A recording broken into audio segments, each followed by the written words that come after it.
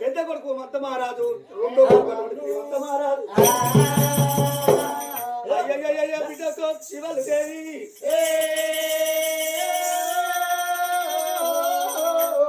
రాముడి దగ్గర ఉంటే మామూలు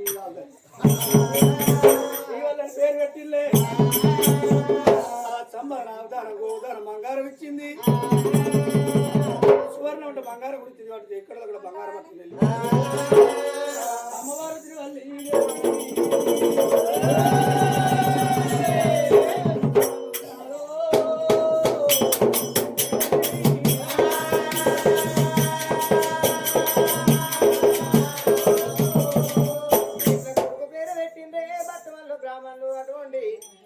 కన్న తల్లి అనుకున్నది వచ్చిన బ్రాహ్మణులను బ్రాహ్మణ బట్టలను బ్రాహ్మణులను ఉత్త ఎట్లా ఎల్లగొట్టాలా అని ఆవు దానం వేసింది, గోవు దానం వేసింది, అన్నదానం వేసింది, వస్త్రదానం వేసింది, బంగారం స్వర్ణ దానం వేసింది. ఇవన్నీ దానాలు వేసినాక కన్న తల్లి పట్టణంలో ఉన్న ప్రజవారికి కూడా అన్నదానం వేసింది.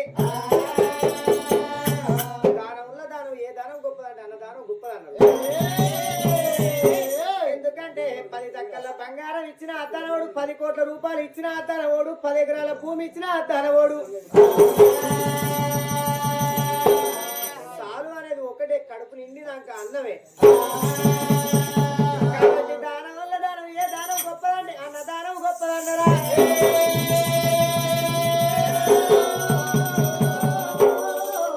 ఆ బట్టవల్లి గ్రామాలు వెళ్ళిపోయినాక కన్న తల్లి సుభద్రదేవి 21 రోజు ఇయ్యల్లా చోడు తొట్టెల్లా కొడుకును బిడ్డను వేసుకుంటే రేపు రేపు ఎప్పుడైనా తొట్టెల్లా వేసుకొని పచ్చు అనుకున్నది. అంటే ఇళ్ళ కన్నాడు పాట పాడించుకుంటే జోడు తొట్టెలు కట్టి పాట పాడితే ఏ రోజు అన్న తప్పులేదు అని చెప్పి గా తొట్టెల్లా బిడ్డను వేసుకున్నది. అబ్రంగ దాసులని ఎంబడి పెట్టుకున్నది. మరి అటువంటి వేసుకొని తిరులోని గెంచే సిన్ని నాగులే అభిమానించారు.